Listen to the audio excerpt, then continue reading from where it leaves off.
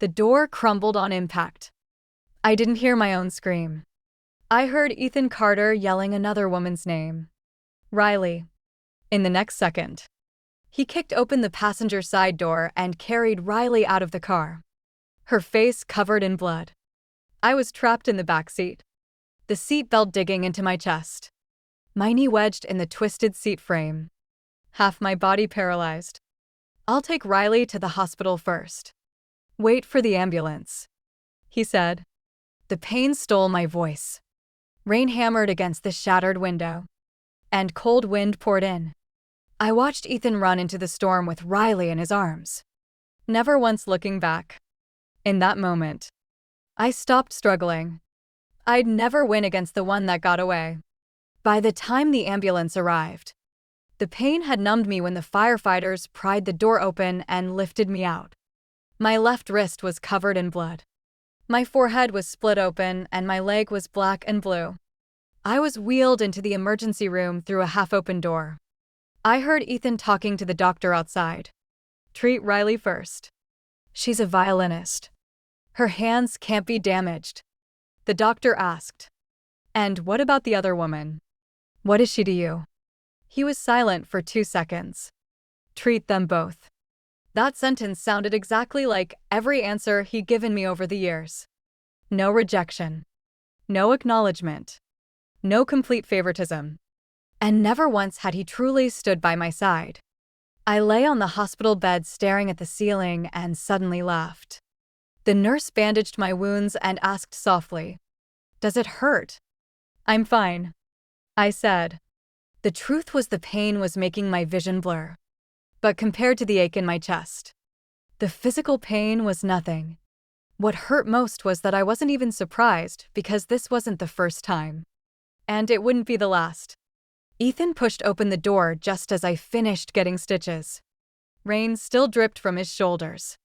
And there was blood on his shirt cuffs. Riley's. Or mine. "How bad are your injuries?"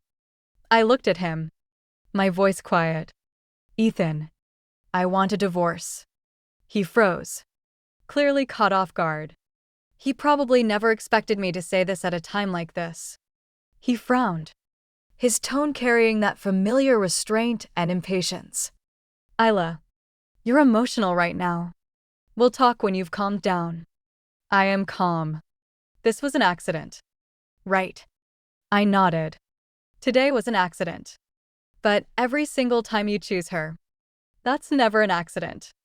He stared at me, his eyebrows lowering. "Do you have to make a scene right now?" I almost laughed. A scene in his eyes. Even asking for a divorce was just me making a scene. We'd been married 3 years.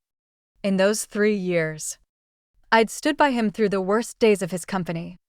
I'd helped him handle the board, stepped in to take his drinks at business dinners, cleaned up his messes, and maintained the image of a perfect, gracious Mrs. Carter in front of everyone. Everyone said Ethan was cold, but he treated me well enough. He gave me credit cards, a house, a title, just not his favoritism. And every single one of his instinctive first reactions always belonged to someone else. Riley Moore, his first love, the girl he'd wanted, but never gotten when they were young. I used to think that if I was sincere enough, I could eventually warm a cold heart. Later, I learned that it's not a heart you can't warm. It's a place that was never meant for you. That night, Ethan didn't argue with me anymore. He stood by the bed, silent for a long time before saying, "Grandma's birthday is next week. We'll talk after that." Always the same. Every time I wanted an answer, he gave me a later. I closed my eyes. "Fine." He looked at me a little longer, surprised by how easily I'd agreed. But by then, I didn't care to explain. I checked myself out of the hospital the next morning. Ethan had gone to see Riley. He sent me a text. "Cole will drive you home. Take your medicine on time." Like he was taking care of someone who needed to be wrapped up. Not a husband. Not a lover. When I got home, I looked around the place I'd lived in for 3 years for the first time. Ethan had bought the house and chosen the decor black, white, and gray, as cold as a hotel suite. The flowers in the living room were white roses, Riley's favorite. The crystal glasses in the dining room were from a foreign brand, the same ones Riley had posted on her social media. The record player in the study was the brand she'd loved in college. Even the low-fat yogurt in the fridge was the kind she drank. And I was lactose intolerant. It gave me stomach aches. I'd seen all these little things over the years. I just pretended not to because I refused to admit that I was living in someone else's unfinished dream. An afterthought. Even though I was his wife. As I packed, I found an old lighter in a drawer. Silver casing with a tiny air engraved in the corner. It was a gift from Riley. I'd seen it once shortly after we got married. He'd come home drunk. I was helping him take off his coat when the lighter fell out of his pocket. I asked, "You still have this?" He'd only said 3 words. Forgot to throw it away. And he'd kept it ever since. Some things you can't throw away aren't objects. I put the lighter back and closed the drawer.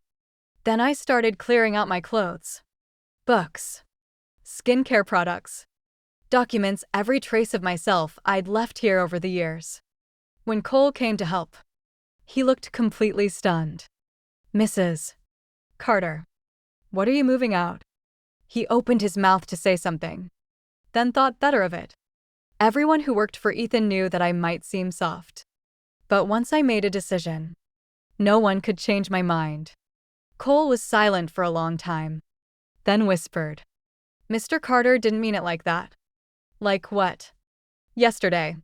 Miss Moore was hurt worse." I kept packing.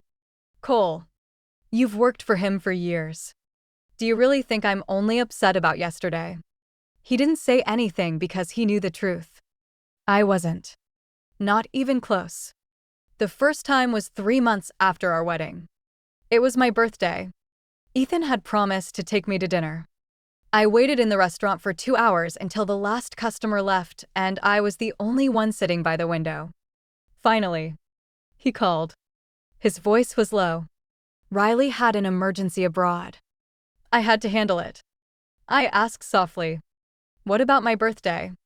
He was silent for 2 seconds. "I'll make it up to you tomorrow."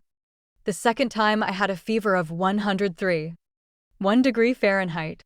He was out of town on business, and I didn't want to bother him. So I went to the hospital alone to get 4 in the middle of the night. I saw Riley's post. Her location was the same hotel as his. The photo only showed half a man's wrist. But I recognized the watch. I'd bought it for him. He came home the next day with medicine and gifts. His explanation perfect. I ran into her by chance. She was upset. So, we talked for a bit. I didn't call him out because I was still lying to myself. Lying to myself that one day he'd realize who was really there for him. The third time was last year when Grandma was in the hospital. The doctor needed a family member to sign the consent forms. But Ethan's phone was off. I ran around the hospital alone until 2:00 in the morning. At 2 a.m., he finally came home. I thought he'd rushed back for Grandma. But the first thing he said when he walked into the room was, "Riley has a performance tomorrow. She was having a breakdown tonight. So, I took her to a friend's place." My phone was on silent. Grandma looked at me then and sighed. I still remember that look. It was pity and it was understanding. I just refused to understand. I taped up the last box of books when my phone rang. It was Riley. I stared at the name on the screen and answered. Her voice was as soft as ever with a slight hoarseness from being sick. "Isla, can we meet?" I almost said no. But then I thought some things need to be said. "Send me the address." We met at a cafe near the hospital. She was wearing a cream-colored knit dress. Her face pale. A small bandage on her forehead. She looked heartbreakingly vulnerable when I sat down. She spoke first. "I'm sorry about yesterday. You don't have to apologize to me." She twisted her cup in her hands and smiled down at it. "Actually, I didn't want to come back to the country. Ethan kept asking me to come here to recover. I looked at her. She didn't seem to notice my coldness. Her voice gentle and harmless. Don't get me wrong. There's nothing between us. We've just known each other for so long. He can't help but take care of me a little extra. What a brilliant line. Not a taunt, but more humiliating than any taunt. I looked at her. Is that why you called me? She finally looked up and there was a hint of pity in her eyes. Isla, I know you don't like me, but some things don't change just because you don't like them. Like what? Like the fact that he cares about me. She paused, then added, You've known that for a long time, haven't you? In that moment, I suddenly had nothing left to fight for because she was right. I'd known it longer than anyone. I'd known that the softest place in Ethan's heart was never meant for me. I just kept thinking that if I was better, more understanding, more patient, maybe one day he'd look at me. But I waited 3 years. Waited until I was in a car accident with the one that got away. Waited until he left me trapped in a twisted car. And finally, I understood. I picked up my coffee and looked at her calmly. Don't worry, Riley. She blinked. I'm not fighting you anymore. Her face froze for a split second. I smiled. It's not because you won. It's because I don't want him anymore. I stood up and walked out. The wind hit the cut on my forehead as I left the cafe, stinging a little, but I felt lighter than I had in years. Giving up isn't losing. It's refusing to waste away in a place where you'll never be first. That night, I moved into a hotel. When Ethan got home, the house was half empty. He called me. I answered. Where are you? I moved out. Lila. His voice was deeper than usual. I said we'd talk after Grandma's birthday. And I said, Fine. Then. What is this? It means we live separately until then. It'll be easier for both of us. There was silence on the other end for a few seconds. You have to do this. I stood at the hotel window, looking down at the traffic below. Ethan, do you still think I'm just angry? He didn't say anything. I laughed softly. Of course you do. You're used to it. Used to me making a scene. Then cleaning up your mess anyway. That's not how I see it. But it's what you always do. I didn't want to hear his excuses. I hung up. The next day, I went to the office. I was the director of brand PR at Carter Tech. And I'd been with Ethan since the company was founded. When I handed in my resignation letter, the HR director almost fell out of her chair. Isla, are you sure you want to do this? Think about it again. I have thought about it. Does Mr. Carter know he will soon? I walked out of her office and ran straight into Cole. He looked conflicted. Mrs. Carter. Mr. Carter is in a meeting. Good. He can read the email when he's done. I went back to my office to pack. Several of my team members who'd worked with me for 2 years had tears in their eyes. Isla, are you really leaving? Yeah. What are we supposed to do? I put my folder in the box. Not looking up. Keep doing your jobs. The company won't fall apart without me. One of the girls sniffled. But without you, Mr. Carter's going to lose his mind. I paused and laughed. Then let him lose his mind. It was the first time I'd ever put my feelings before his. It felt new and it felt good.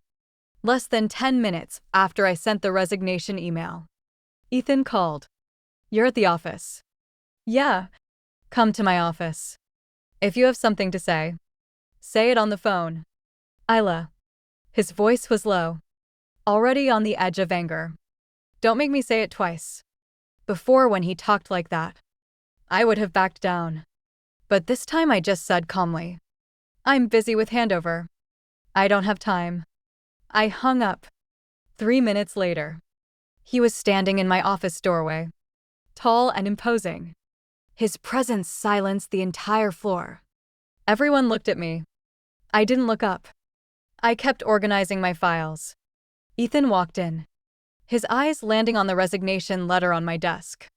His eyebrows furrowed instantly. "You're serious about this? Do I look like I'm acting?" He stared at me, fire in his eyes. "You're a core member of this company. Do you have any idea how much damage this will cause if you leave now?" I finally looked up at him. "Ethan, are we talking about business or are we talking about the divorce?" His lips pressed into a thin line. I stood up and handed him the signed handover checklist. "If we're talking about business, I have a 3-month notice period. That's enough. If we're talking about the divorce, we'll go to the county clerk's office right after Grandma's birthday."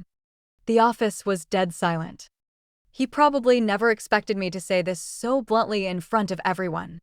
Or maybe he never expected that I, who had always protected his dignity, would be the one to burn all bridges first. After a long time, he said, "You've thought this through." I thought it through a little too late. After that day, Ethan and I fell into a strange cold war. He didn't mention the divorce again. And he didn't stop me from resigning. But he started showing up everywhere I was. When I went to visit Grandma, he was there. When I went to the hospital to get my stitches removed, he happened to be coming out of the elevator. When I had dinner with clients, the bill was already paid. When I went to check out, even the hotel receptionist whispered to me, "Miss Bennett, a Mr. Carter has called every day for 3 days asking if you've checked out." I only found it ironic. When I was by his side, he never saw me. Now that I was leaving, he suddenly knew how to care. Too little. Too late. Grandma Carter's birthday was a big affair at the family estate. Relatives filled the living room, laughing and talking. Everyone assumed Ethan and I would arrive together. But I showed up alone. The looks immediately became curious. "Isla, where's Ethan?" "On his way." Just as I finished speaking, footsteps sounded at the door. Ethan walked in and with him was Riley. The living room went quiet for 2 seconds. I stood there and suddenly I couldn't even be angry anymore. There he was, always able to stab you in the heart exactly when you were about to give him another chance. Riley was wearing a light-colored dress, her hair pulled back. She looked gentle and pure, like someone from another time. She was holding a gift for Grandma, standing beside Ethan, like someone who shouldn't have been there, but who belonged there anyway. Ethan saw me and paused.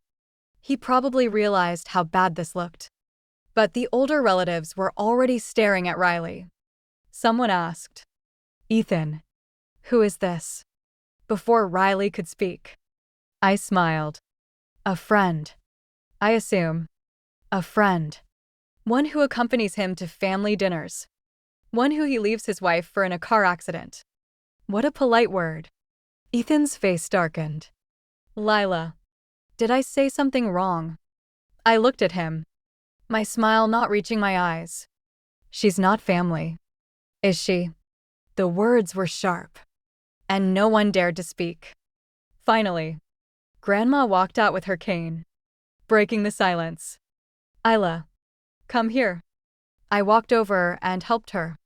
She took my hand, looked at the scar still fading on my forehead, then looked at Ethan, her eyes cold. "You come to the study with me." As the study door closed, I saw Riley standing alone in the middle of the living room, her face slightly pale. I suddenly felt completely bored. 30 minutes later, Ethan came out of the study, his face grim. Grandma sent for me. The old woman sat on the sofa and patted the spot next to her. "Sit, Lila." I sat down and she put an old pearl bracelet in my hand. It was the Carter family heirloom. I froze. "Grandma, I can't take this." "Why not?" She looked at me, her voice soft but firm. "You've been married to that boy for 3 years. And you've suffered more than you've enjoyed. Who else should this go to?" My throat tightened. Grandma continued. "I already yelled at him. Lila, I'm not going to make excuses for him. If you're too hurt to stay, I won't stop you. Tears burned my eyes.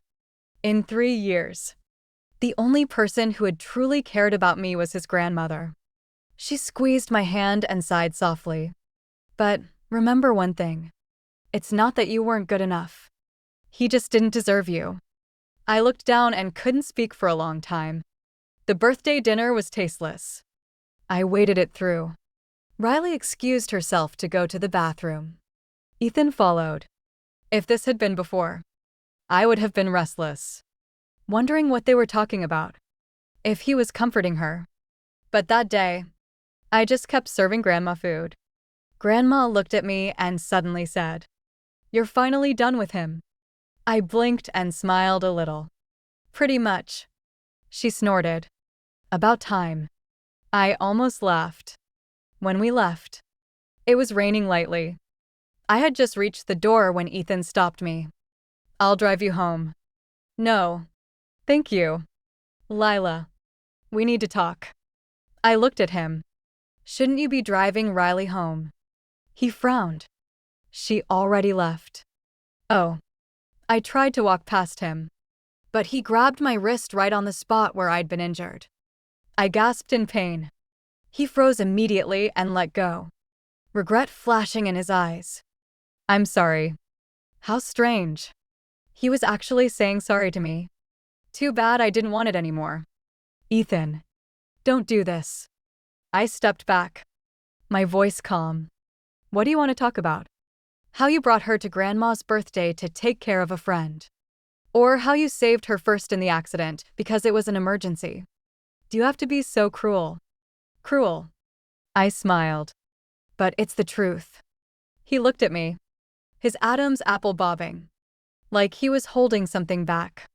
After a long time, he said quietly, "She came because Grandma used to like her and wanted to see her." I nodded.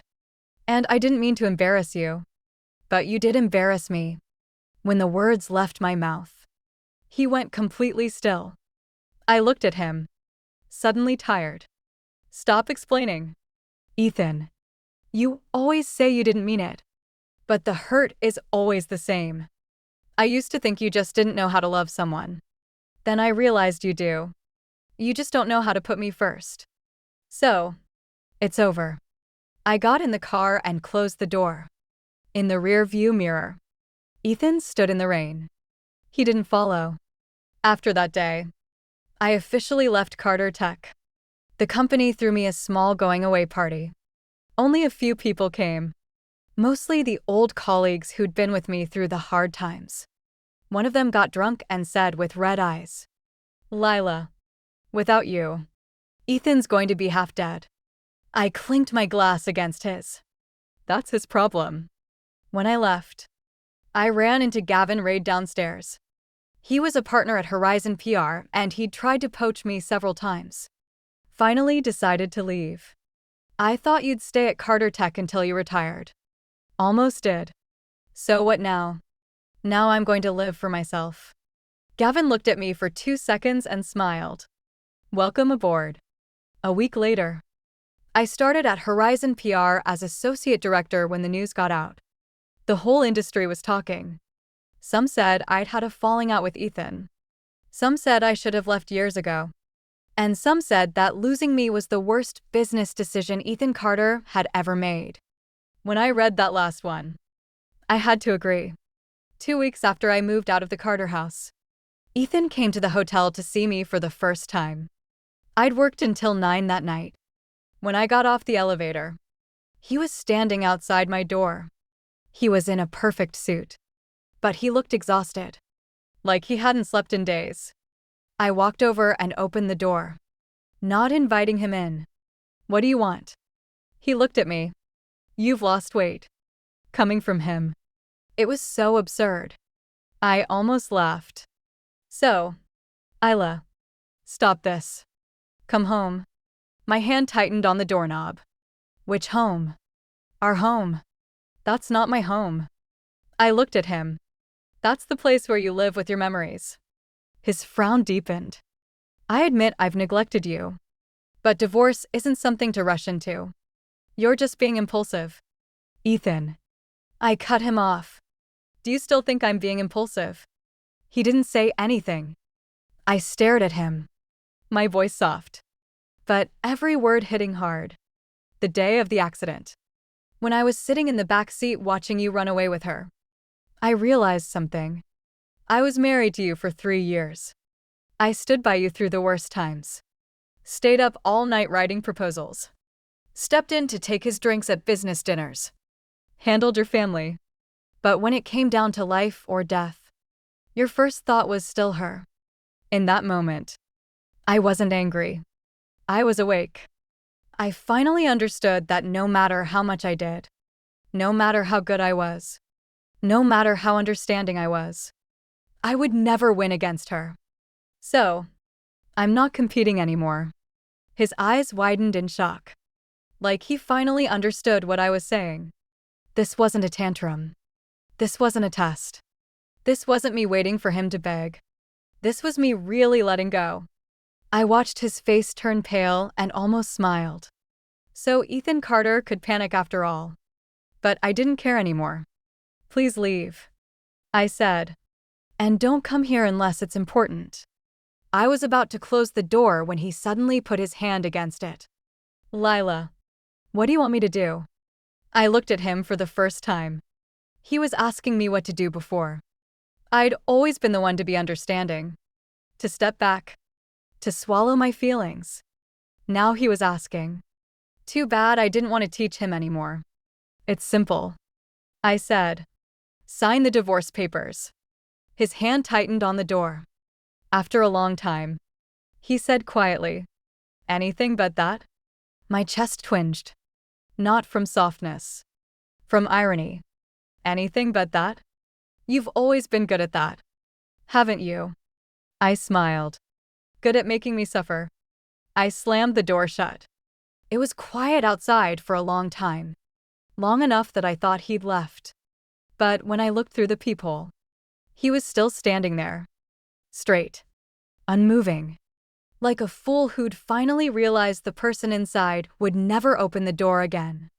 I didn't look again for a long time after that. I didn't ask about Ethan until a month later when Carter Tech exploded into crisis right before their new product launch. A leaked video appeared online showing what looked like stolen product data. The internet blew up and all their partners threatened to pull out. It was a cutthroat PR battle, and I was the one who always fought these battles for him. At the meeting at Horizon, my boss looked at me and tapped the table. Carter Tech specifically asked for you. The conference room went silent. Everyone knew my history with Ethan, and they knew I hadn't left Carter Tech on good terms. Gavin leaned back in his chair and looked at me. It's your call. I flipped through the documents and suddenly smiled. I'll take it. Gavin raised an eyebrow. Aren't you worried you'll soften? Why would I? It's money. I looked up. My face calm, and I want to see how badly they've messed things up without me. Gavin laughed. All right. You lead this account. I walked back into Carter Tech for the first time as a consultant. The receptionist almost called me Mrs. Carter before catching herself and saying Miss Bennett. I liked that. It made me sound like a person, not someone's property. The conference room was packed. Directors, lawyers, engineers. Everyone looked stressed. Ethan was sitting at the head of the table in a dark shirt. Dark circles under his eyes when he saw me walk in. His eyes locked on mine for a second. I ignored him, pulled out a chair, and opened my laptop. Let's start with your requirements. Business was business. I spoke clearly and concisely, asking the key questions and laying out the media strategy, timeline, and crisis response plan. The room got quieter and quieter as I spoke. 30 minutes later, even the most difficult board member had nothing to say. When I finished, I closed my laptop. I'll send the full proposal tonight. My rate is hourly. Payment upfront. Everyone froze. Before I'd worked for Carter Tech like it was my life. Now I was charging them by the hour. Ethan looked at me, his Adam's apple bobbing slightly. Finance will process it immediately. I nodded. Good. The crisis lasted 4 days. For 4 days, I practically lived in the conference room. Ethan did, too. We saw each other every day, but we never said anything that wasn't work-related. At 3:00 in the morning, when everyone else was passed out, I was still editing the press release. Ethan put a cup of hot coffee next to me. "Don't drink it cold." I didn't look up. "Thanks." He didn't leave. I stopped typing and looked at him. "Is there something else?" "You have a weak stomach. Drinking coffee on an empty stomach will make you sick." My fingers paused on the keyboard because he'd never remembered that before. Or rather, he'd never remembered things about me. I said flatly, "So, you noticed." He looked at me, something heavy in his eyes. After a long time, he said quietly, "I didn't notice before." "Well, you notice now." I smiled. "Too bad it doesn't matter anymore." His face paled and he stood there silently. A minute later, his phone rang. I glanced at the screen. "Riley." He looked at the phone and didn't answer. It stopped ringing, then started again. I said calmly, "You can take it. It won't affect work." He pressed the reject button. "Work first." I looked back at my screen and almost laughed. Before, he would have dropped everything the second Riley called. Now he was ignoring her. But I didn't feel happy at all because late choices are worthless. At 5 in the morning, the first version of the plan was sent out. I went to the break room to get water. As I pushed open the door, I heard voices inside. 2 of the old employees were talking. "Mr. Carter's really panicking now that Isla's leaving. He only regrets it when it's too late." "Tell me about it." "Remember when Lila stayed up so late working on a proposal? She had stomach bleeding. He still went to that art show with Riley. I heard from finance that when the company was about to go under, Lila sold her mom's old townhouse and put the money into the company. She didn't tell anyone." My footsteps froze. The voices continued. "Really?" "Yeah. Tom told me. Ethan was out of town chasing a deal. He had no idea. Lila made everyone promise not to tell him. Said they were married. It was what you do for family." "Does Ethan know now?" "He found out a couple days ago. He blew up at finance." I stood outside the door, my hand tightening into a fist. For a second, I felt dizzy. I hadn't forgotten. I just lied to myself about it. That townhouse was the only thing my mom had left me. When Carter Tech was on the brink of collapse, when the banks were calling and the employees weren't getting paid and the board was breathing down his neck, Ethan hadn't slept in a week. He was flying everywhere, wasting away. I'd looked at him and my heart had broken. So, I'd sold the house without telling anyone, deposited the money into the company account and made finance swear not to say a word. I hadn't done it to make him grateful. Back then, I'd really thought we'd be together forever. I thought that's what marriage was, standing by each other through the hard times. But later, I learned that you can stand by someone through the hard times, but you can't make them love you back. I stood there for a long time until I heard footsteps behind me. Ethan was standing there, his face paler than it had been all night. He'd heard everything. Our eyes met, and I spoke first. "So now you know." His throat was tight. His voice, "Why didn't you tell me? What would it have changed?" I gave a bitter laugh. "Would you have been grateful? Then gone back to choosing Riley anyway?" His pupils contracted sharply. I looked at him and suddenly I realized how cruel that sentence was. But it wasn't me being cruel. It was the truth. "Ethan." He took a step forward like he wanted to touch me. I stepped back. "Don't," I said softly. "I didn't do it to make you feel guilty. I didn't do it to throw it in your face now. I just want you to stop asking why I want a divorce because I gave you everything I had. I gave so much that I almost lost myself." I turned and walked away. Ethan didn't follow. That night, The crisis passed. The public opinion started to turn. Gavin came to pick me up at almost 11:00. He leaned against his car and waved at me from across the parking lot. Good work, Isla. I was just about to get in the car when I heard someone call my name. Isla. I turned around. Ethan was standing on the steps, the light casting a long shadow behind him. He looked at Gavin, his eyes dark. I'll drive you home. Gavin smiled. Mr. Carter.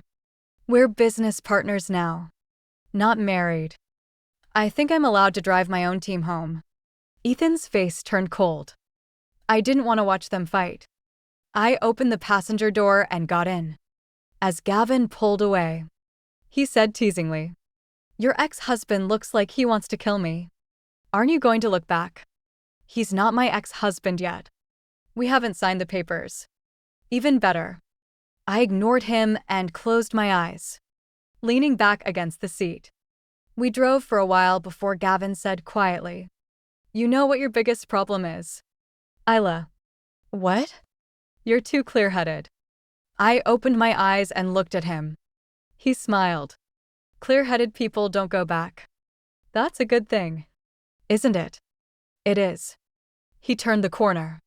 At least you won't get left in a car twice. The words hit me right in the chest.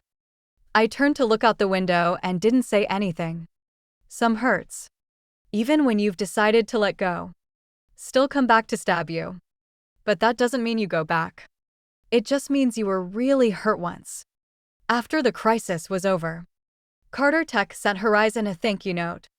My phone finally quieted down for a few days until Saturday afternoon when I was having tea with Grandma.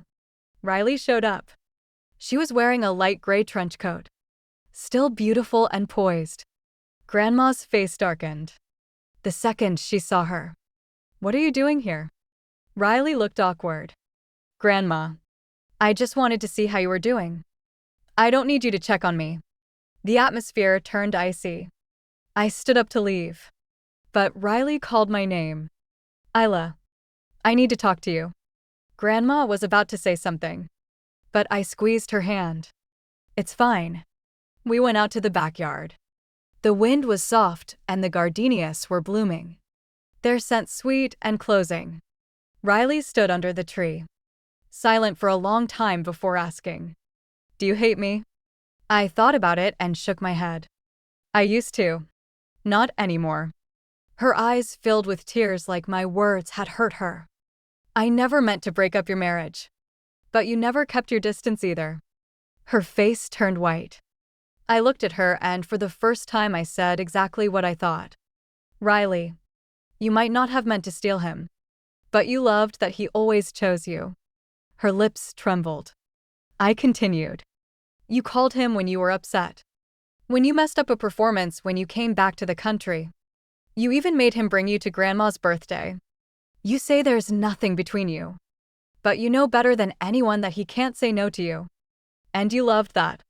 Tears finally fell down her face. But I didn't mean to. I just got used to it. I suddenly laughed. That was it. She wasn't evil. She was just used to being loved. And I was used to being left out of the three of us. I was the only fool. Then keep being used to it. I said, "I'm out of the picture now. You can have whatever you want. He can give you whatever he wants. It's none of my business." She stared at me. "You really don't care anymore." I looked up at the sky and breathed out slowly. "I used to care. But you can't love someone so much that you lose all your dignity." I turned and walked back into the house. Grandma poured me another cup of tea. After a long time, she asked, "Done with her?" "Yeah, completely done." I nodded completely. She sighed deeply. "Good. Isla, the worst thing in life isn't choosing the wrong person. It's knowing you chose the wrong person and refusing to leave." I drank my tea and thought about how right she was. Sometimes cutting your losses is more dignified than begging for an answer. I thought Ethan and I would just wait out the divorce waiting period. But before that happened, Riley had her own crisis.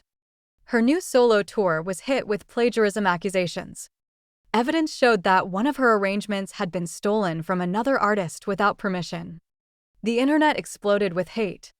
And to make things worse, Carter Tech was the main sponsor of her tour, which meant if Ethan protected her, the company would go down with her. If he didn't, her career was over. It was like fate had set up the perfect test. Choose. That night, Gavin threw his phone on the table, laughing. Who do you think your ex is going to choose this time? I glanced at the headlines and said flatly, I don't know. Don't you want to find out? No. Gavin raised an eyebrow. Really? I put down my file and smiled. Gavin, you're more invested in this divorce than I am. He laughed. But just then my phone rang. Ethan. I stared at the name for 2 seconds and answered. It was quiet on his end, like he was standing somewhere empty. Did you know about Riley's tour? No. Her team came to me today. They want the company to cover it up. I didn't say anything. He asked, what would you do? The question was almost funny. Before he never asked for my opinion. Now he was asking. I leaned back in my chair and said slowly, if I were you, I'd do what's best for the company. What about her? Her. I smiled. So, you're finally weighing her against the business. There was a long silence on the other end. Long enough that I thought he'd hung up. Finally, he said quietly, Isla, was I really that terrible? I was caught off guard because I'd never heard him say anything like that before. I was silent for 2 seconds, then answered calmly, it's a little late to realize that. Before I hung up, he said, I'm buying back your mom's townhouse. I froze. You don't have to. I do. His voice was heavy. It was always yours. I held the phone and didn't say anything. I didn't feel grateful. I just felt a late empty sadness before when I'd given him my whole heart. He hadn't seen it. Now that he finally saw it, all he could offer was compensation. But love isn't about compensation because it means the person who gave it isn't there anymore. The next day, Carter Tech released a statement announcing that they were terminating all sponsorship of Riley's tour and reserving the right to take legal action.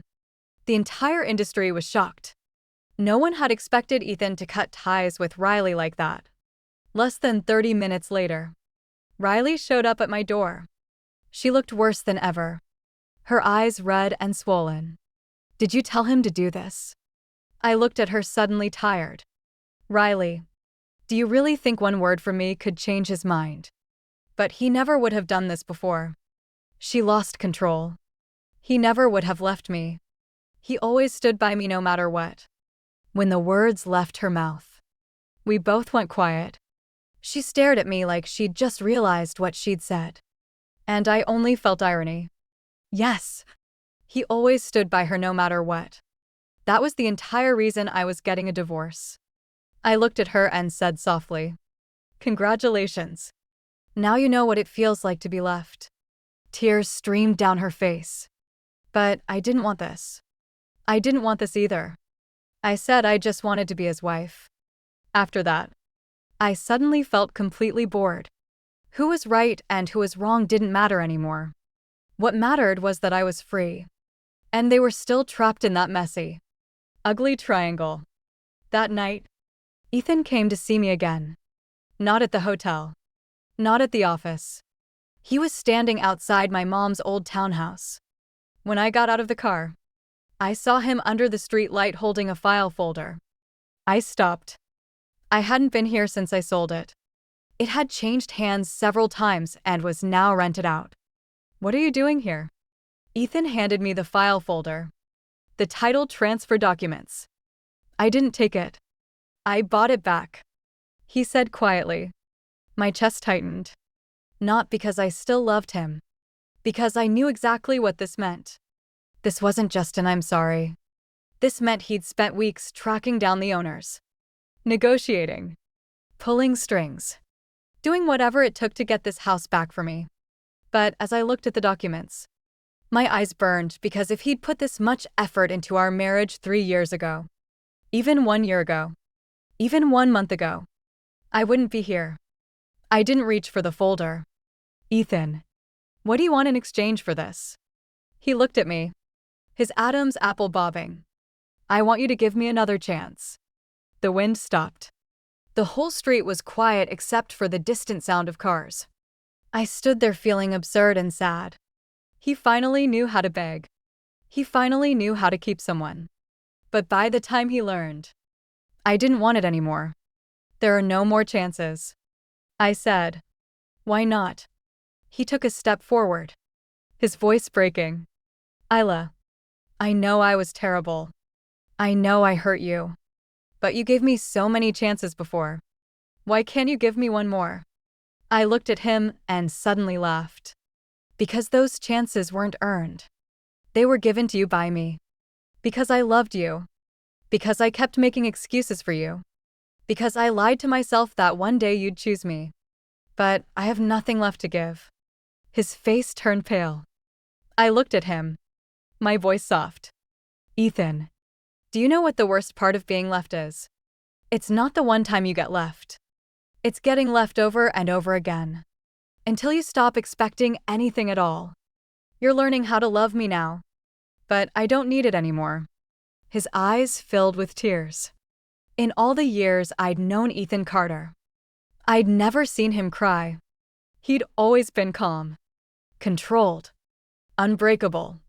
But now he was standing under that yellow streetlight, like all his strength had been taken away.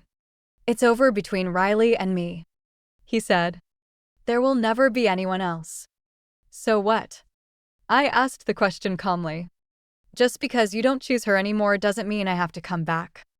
I didn't get a divorce to make you choose. I got a divorce because I was tired of being second choice. The words cut through his last hope. He stood there silent for a long time. I took the file folder from his hand. Not because I forgave him, but because I didn't want to owe him anything. I'll take the house. I'll send you the market value. I don't want your money, but I don't want to owe you anything. He froze. I looked at him, every word clear. From today on, we're even. I turned and walked up the stairs. The hallway was dark. I didn't look back, but I knew Ethan was standing there for a long time. After that day, he didn't show up at my door again. He didn't text me constantly. He only sent me one word the day our divorce appointment was confirmed. Okay. I stared at that word for a long time. And suddenly, my chest felt empty. Not because I missed him. Because when something you thought would last forever finally ends, it always leaves a little hole. I wasn't sad about losing him. I was sad about losing the girl who'd wanted to spend her whole life with him. The day we went to the county clerk's office was overcast. There were a lot of people there. Some getting married. Some getting divorced. Some were laughing and taking pictures. Some were crying and not talking. Ethan and I sat in the waiting room. One seat between us. It was the perfect metaphor for our marriage. Close enough to touch, but miles apart when our names were called. I stood up first. The process was fast. Sign. Confirm.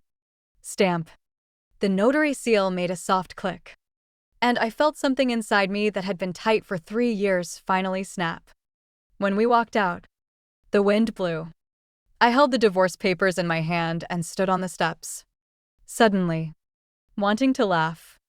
3 years of marriage, reduced to this thin piece of paper. Ethan stood behind me, his voice low. Isla. I turned around.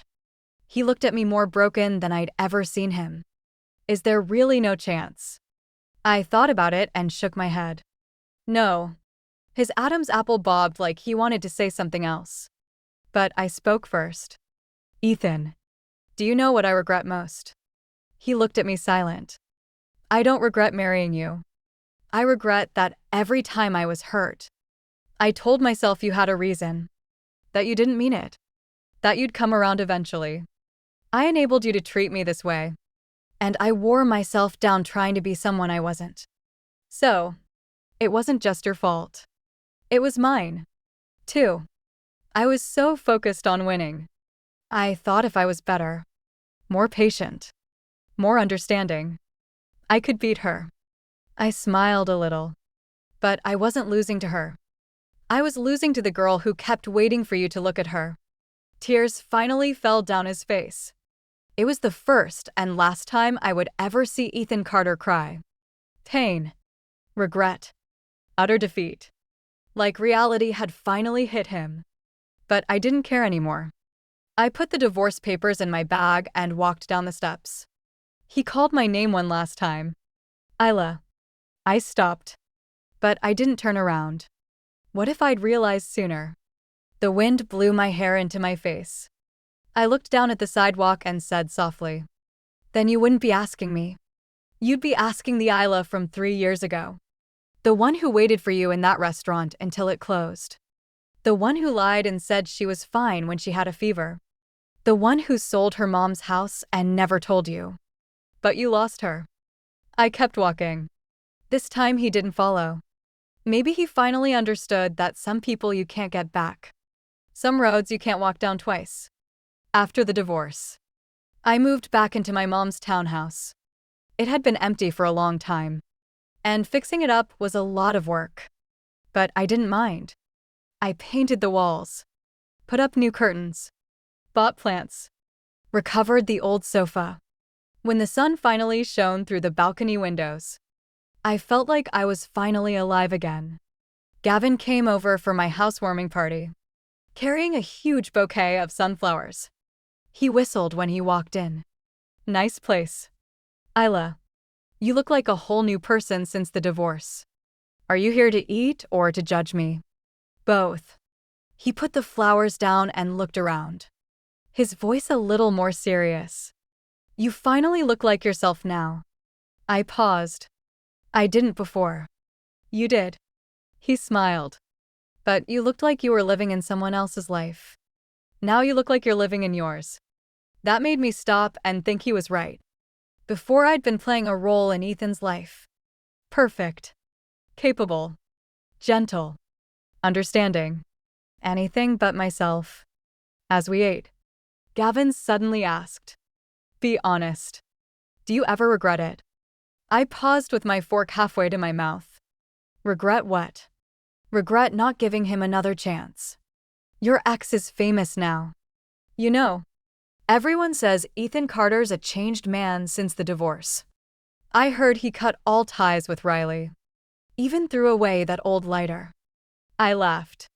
Good for him. Finally learned how to throw out trash. Gavin almost choked on his soup.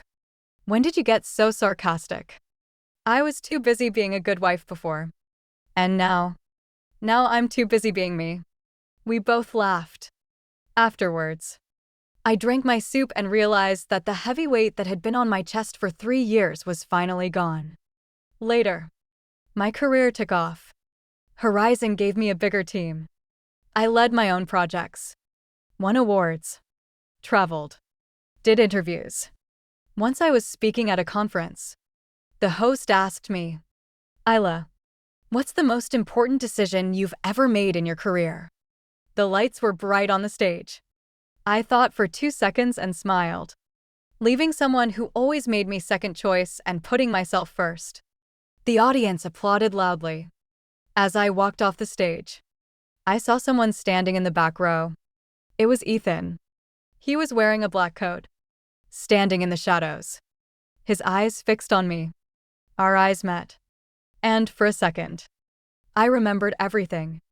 I remembered staying up all night crying because he'd left me again. I remembered falling asleep on the sofa, waiting for him to come home. I remembered swallowing my hurt over and over again, afraid that if I said something, I'd seem ungrateful. But looking at him now, I felt nothing. Because letting go isn't about not feeling the pain anymore. It's about accepting that you loved someone and then moving on. He was waiting for me backstage. "Can we talk for a minute?" I checked my watch. 5 minutes.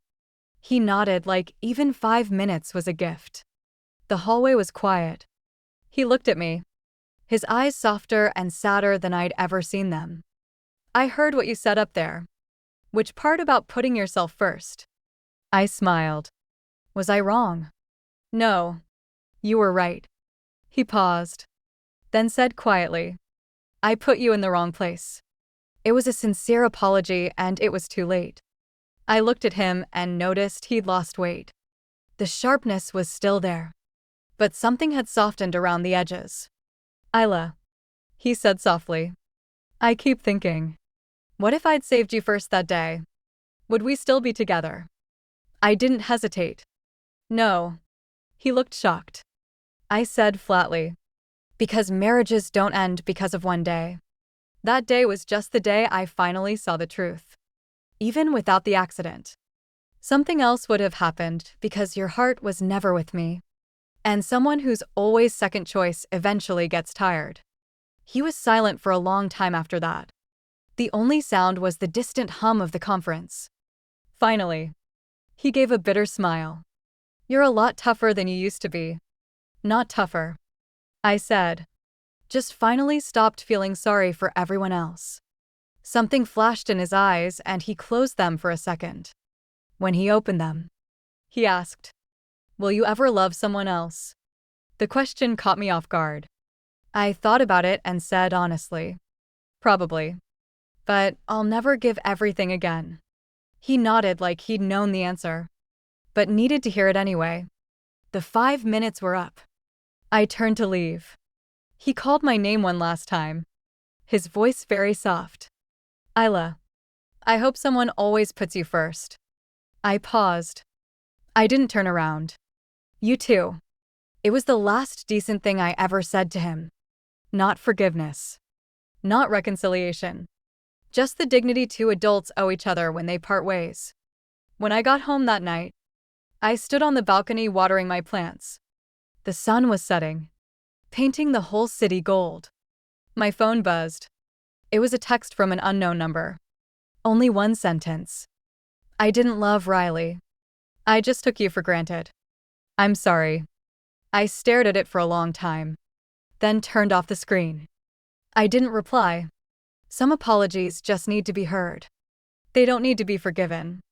They don't need to start something new because I'd already gotten through the worst part alone. Later, Grandma came to visit. She sat on the sofa with her tea and asked slowly, is he still hung up on you? I smiled. Probably, and you? I thought about it and shook my head. Grandma, the only person I'm hung up on now is myself. She stared at me for a second, then burst out laughing. Good. That's my girl. She took my hand and patted it gently. Isla, remember this. The worst thing in life isn't not being chosen. It's knowing you weren't chosen and lying to yourself that one day they'll see you. Lucky for you. You woke up. I nodded. Yeah, lucky for me. As I walked Grandma downstairs, the wind was perfect and the sun was shining. I suddenly thought about that night in the car accident. Trapped in the twisted metal, watching Ethan run away with Riley, feeling my heart turn to ice. Back then, I thought I'd never win against the one that got away. Later, I learned that I didn't need to win because love isn't something you fight for. It's not something you earn by being good or patient or understanding. Someone who truly loves you will never make you guess. They will never make you step back. They will never leave you when you need them most. And a place that you have to beg for. A place that you're always second and was never worth fighting for in the first place. That night, I poured myself a glass of wine. Not to celebrate the divorce. To celebrate that I'd finally saved myself. Outside, the city lights twinkled and the wind blew the curtains gently. I sat at the table and drank my wine slowly. And suddenly, I smiled. Because when you walk away from a toxic relationship, you don't just leave someone behind. You get yourself back.